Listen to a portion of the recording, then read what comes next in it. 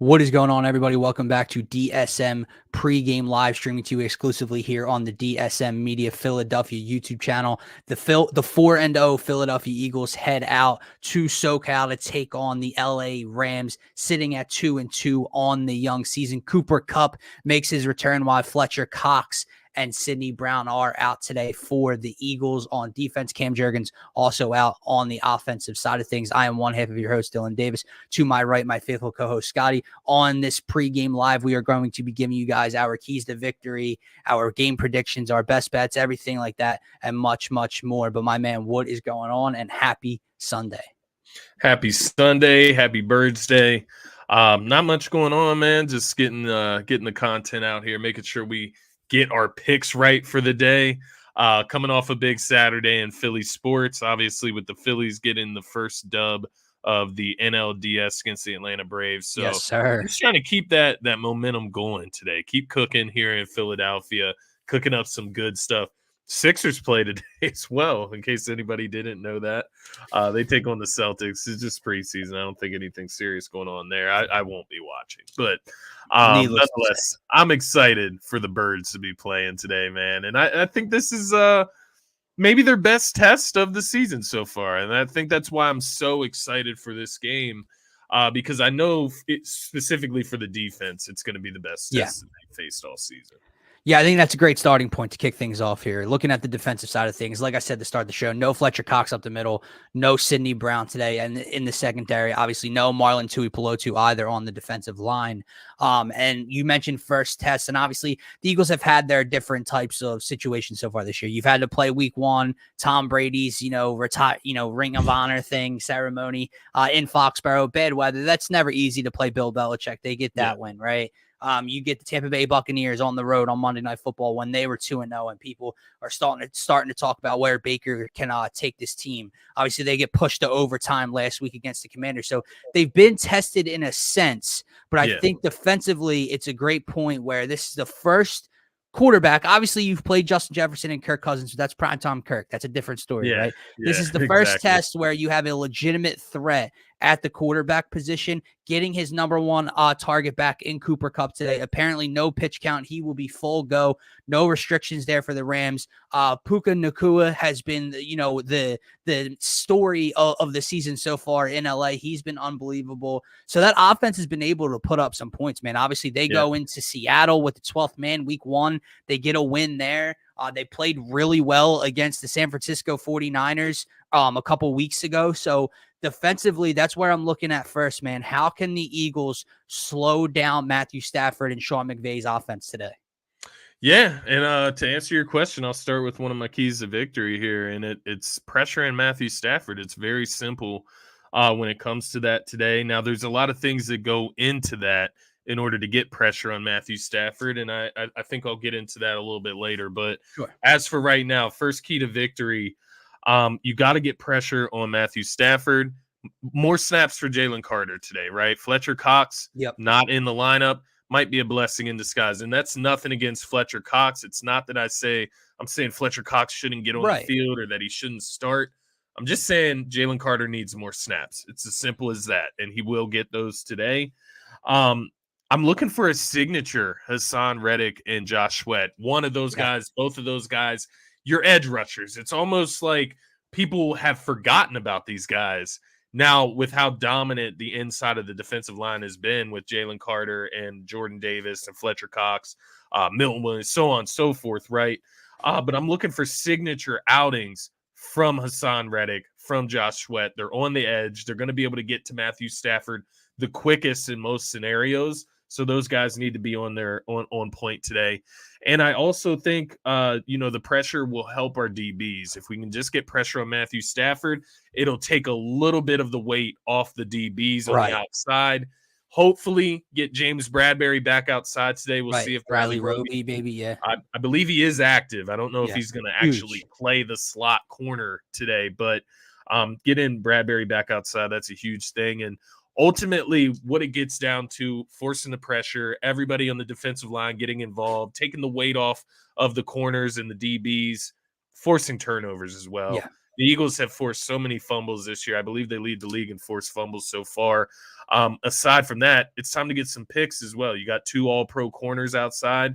It's time to get some turnovers through the air. And Matthew Stafford has 5 interceptions on the season already. As good as he's been through the air, Right. Still 3 touchdowns, 5 yeah. interceptions on the season. Even That's even very the bad year they won the ratio. Super Bowl, man, he led the league in INTs. He loves to throw The it. He man loves likes to to air give it it out. to the other team, 100%. Confident in his receivers. Yeah. No, I'll piggyback off of your first key. Yeah.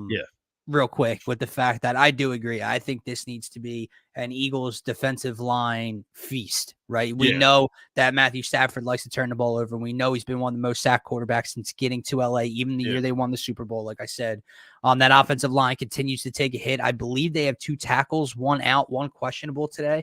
I don't know if those are depth pieces or what the case there is in LA, but I'm looking for this defensive line, Josh Sweat, Hassan Reddick, Milton Williams, even Brandon Graham, Jordan Davis, Jalen Carter. I'm looking for everybody to play a role in getting to Matthew Stafford tonight. I think that's key.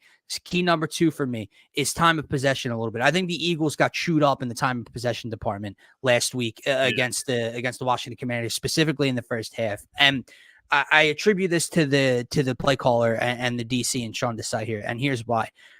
I get it. I get you want to keep everything in front of you, right? Jim Schwartz did it. Jonathan Gannon did it. Now Sean Desai does it here.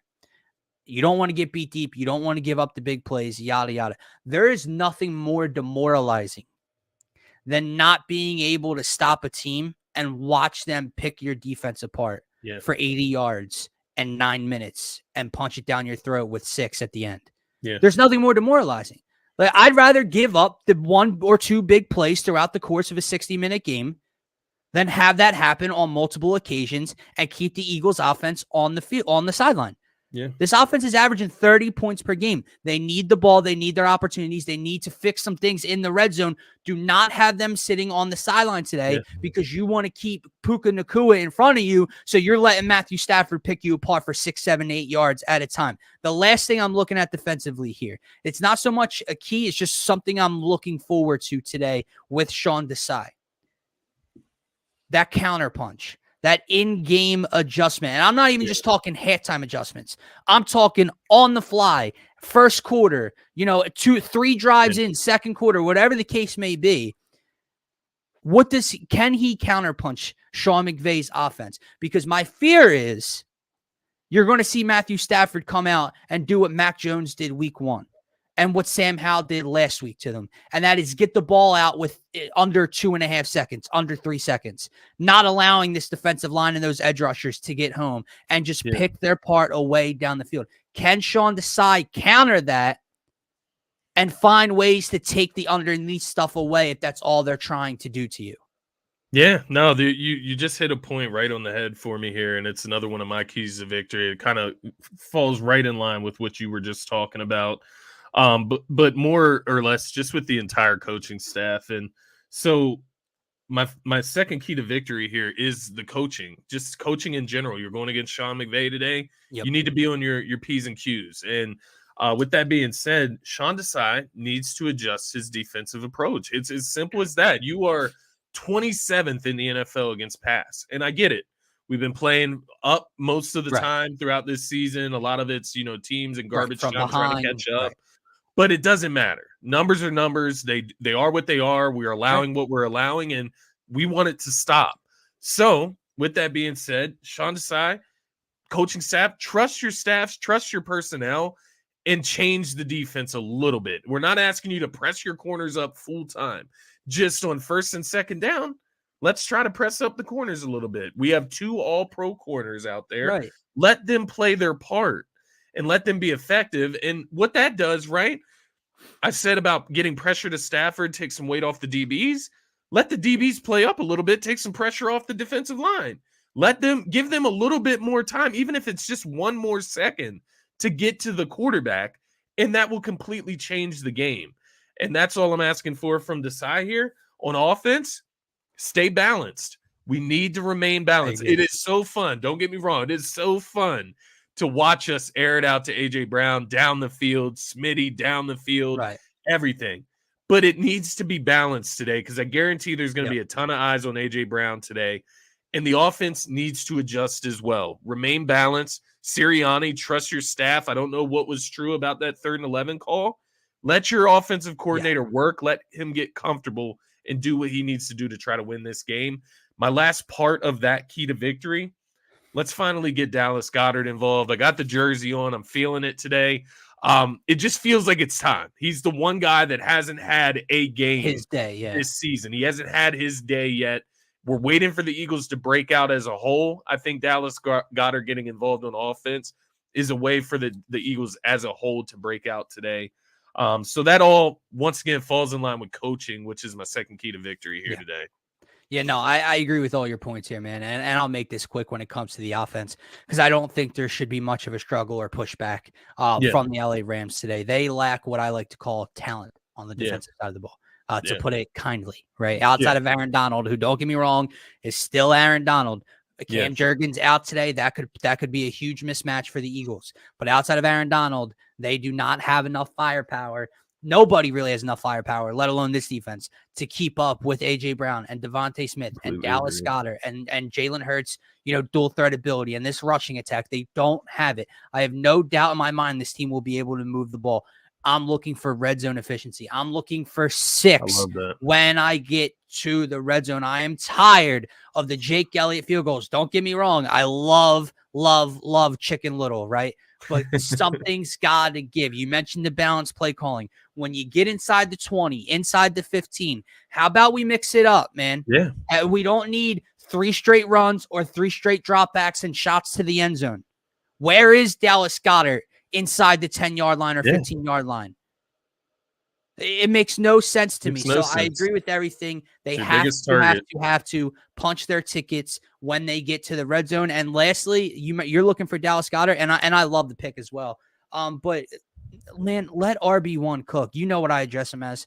Let RB1 get the ball today and let him run behind that big, bad offensive line. There's no reason that Kenneth Gainwell needs almost 50-50 splits with DeAndre Swift.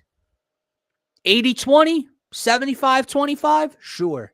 Yeah. It doesn't need to be 55-45 or 60-40 today. DeAndre Swift is the most talented running back you have. He's running well behind this line when he's given his opportunities early on in the year. There's no reason to overthink this. There's no reason to force someone that maybe you guys believe in on this fan base.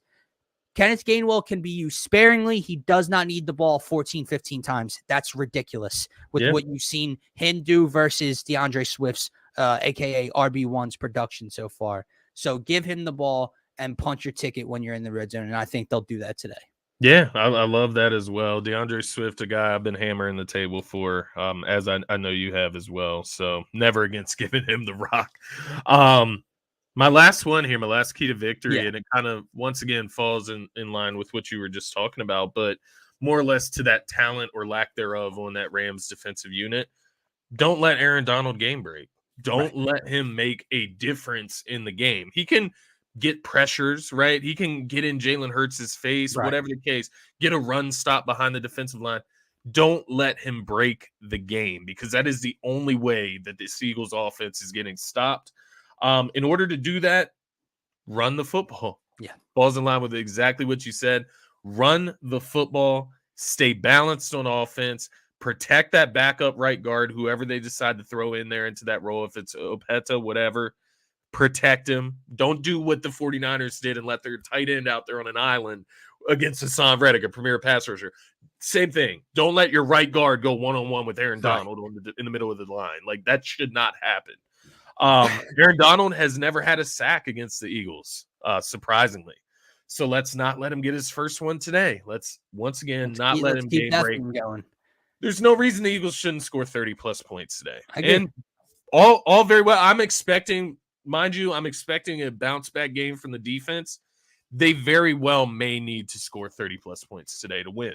So that being said, do not let Aaron Donald break this game. Do not let this game, just don't let it slip from you. We saw last week the Eagles shooting themselves in the foot, right? There's partly shooting themselves in the foot, partly a little bit of luck for Washington Commanders, right? A fumble that goes into the end zone they gather up. The first pass interference call that was Yeah. ridiculous in that game. So there's things like that can happen. Let's not add on to that and shoot ourselves in the foot with stupid things like offsides, unnecessary rough, different things like that, right? Any way we can shoot ourselves in the foot, let's try to avoid that today. The Eagles are the better team.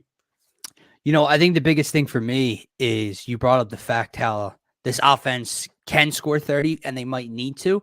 Yeah. And I agree with you the way that Stafford and McVay are flying right now. And now you get Cooper Kupp back. That's incredibly dangerous.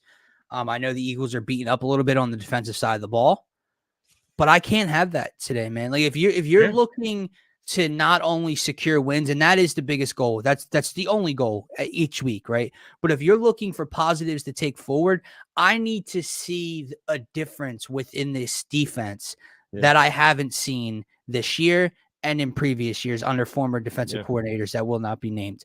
It was the one thing that tore them up in the biggest game of the year in the Super Bowl. What can you do against premier quarterbacks? Now, maybe Matthew Stafford isn't the top 10 quarterback he used to be. He's playing like it, and he's borderline right there, even if he's not. He's definitely a top 12 quarterback still in this league, I would say, regardless, right? So now you get I need to see this defense show up against a premier passing threat like this team, man. This game doesn't need to be 31-28 and coming down to the finish line, right? Let's hold that quarterback. Let's turn him over. Let's get to him and let's hold the Rams to 23 points today or 24 points. You know what I mean? Like this doesn't need to be a slugfest. Show me something different that I can take not only with the win, but say, okay, now I can build on that confidence when I have to play Dak, when I have to play Josh Allen, when I have to play Tua. Because if I keep seeing this defense give up 450 yards of total offense to great quarterbacks, how am I supposed to feel moving forward when you have to get to those quarterbacks in the future? Yeah. And this is one of the, if not the worst offensive line that the Eagles have played all season. There's no reason that we can't get out there and destroy Matthew Stafford. And I know that sounds bad, but that's what it comes down to in this game. Because I guarantee you, if the corners aren't playing up, if they're playing loose coverage like they've been playing, what we saw from the Commanders, it's going to be like that. It's going to be like the Commanders, but on crack. Because it's Cooper Kupp, a guy, his route running is the best in the league. Nakua apparently has some of the best route running in the league. Tutu Atwell, he's a speedy, quick slot guy. Another guy with good route running. Van Jefferson, another guy with good route running. So what I'm trying to say, these guys are going to get open quick, right? If you're not playing up, they will be open. They'll be open quick. They hit the gaps quick, and they make plays, man. This isn't even the unit that we saw last week with the Commanders as good as Terry McLaurin, Jahan Dotson are. These guys are better. Yeah. And at the end of the day, you gotta have some dignity as a unit that is coming off a Super Bowl appearance and is trying to get back there. You have to have some dignity, nut up in a sense, and get some stops, man. I don't want to see Darius Slay running with his hands up like this out in the secondary. No, you need to be running. Like you need to be running full force with energy, out there playing with full energy and playing tackle in the open field and making tackles like playing football. You know what I mean? Like that's what I'm looking for today. But I'm all serious notes. I want the Eagles to come out with energy and a little bit of chip on their shoulder because in reality, last week, we take the wins every week. But that was a loss. Yeah. That was a loss waiting there. If Ron Rivera goes for 2, like you said on Thursday, if Ron Rivera goes for 2 in that game at the end of regulation, Eagles probably lose that game if he makes the right decision. Based on the way that game was going, Eagles probably lose that game. So coming off a game like that, we need to come out here specifically on the defensive side and make a name for ourselves. I agree. With that said, Scotty, let's wrap up this pregame show and let's go enjoy ourselves a Sunday. Yes, sir. Give me your star of the game and your game prediction. Yes, sir. So star, I got an offensive and a defensive one for you. Offensive, obviously, I'm going with Dallas Goedert today. I think he does score for the first time on the season today. If I had to make a prediction for any type of numbers, I would say 4 or 5 receptions, 70-plus receiving yards, and a touchdown. But nonetheless, I'm not saying to force it to Goddard. We don't need to make it his day. I'm just speaking off of trends and what I expect the Rams to do. I don't expect the Rams to let us come out here and kill them with A.J. Brown today. I expect all eyes to be on A.J. Brown, which means the success is going to have to come from others. Could be Smitty. Could be Swift in the run game, in the passing game even. There's a lot of different options here. I just have a feeling it's going to be Dallas Goedert. On the defensive side of the ball, I am going with Jalen Carter just because of the increased snaps today. I do feel like it's an opportunity going against a guy that he is obviously compared to throughout this season so far in Aaron Donald. Think he goes out there and tries to make his name and put it right up there with Aaron Donald. I'm looking for a multi-sack game from Jalen Carter today. But that being said, like I said, Hassan Reddick, Josh Sweat, those type of guys need to get involved today as well. It can't just be the middle of the defensive line. Yeah. Sorry, man. Thought my nose was bleeding over here. I was like, oh, God, here we go.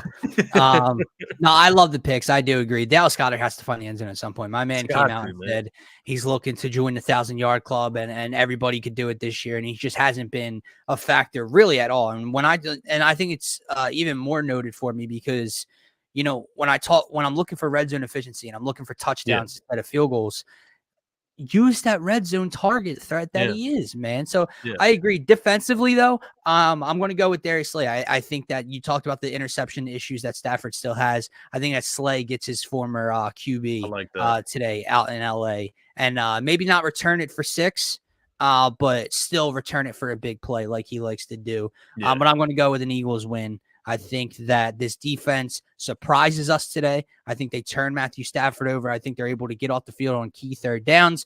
And I'm going to say that the Philadelphia Eagles win 31-23. Nice. I'm actually right there with you. I just have the Rams scoring a little bit less, 31-17. And I know that sounds crazy against this Rams offense, those wide receivers. But once again, I'm looking for the Eagles defense to answer a call today and make a name for themselves, get back on the right track, and completely strip this Rams offense down. Show their force, show their strength today. And I have the Eagles winning this one 31-17. Let's go. I'll take either one of those scores. So no lie, because I'm laying that Eagles -4, the spread. I'm laying that very easily today. Good teams win. Great teams cover, Scotty. Never, ever forget that, guys. That is going to wrap up this Week 5 edition of DSM Pregame Live. The Birds head to LA looking to start the year 5-0 for the second straight season. We think they get it done. We think Dallas Goedert finds the end zone today. And for myself, for Scotty, for DSM, have a great rest of your Sunday and go